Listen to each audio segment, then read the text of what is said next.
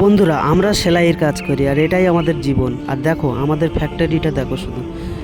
এইটা হলো ফ্যাক্টরির ছাদ। আর এই ছাদটা এত বড়, যেন একটা ফুটবল খেলার মাঠ, যেন ইডেন গার্ডেনের চেয়ে কম নয়, ইডেন গার্ডেন্সের চেয়ে বড়। আর এই ছাদের উপরে দেখো বুলটিগুলো দেখো, এগুলো ঘোরে।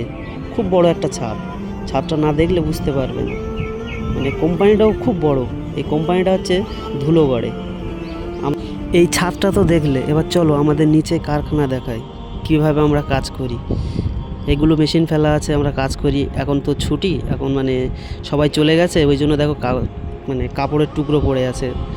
কাজ হচ্ছিল বা চলছে।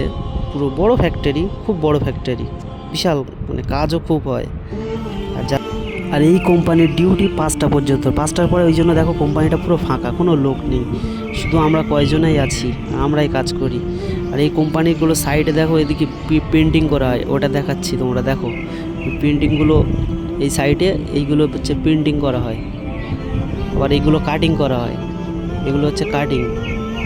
সব দেখো প্যাটার্ন ফেলা আছে, কাটিং করছে। কত বড় কাটিং ঘরটা দেখেছো?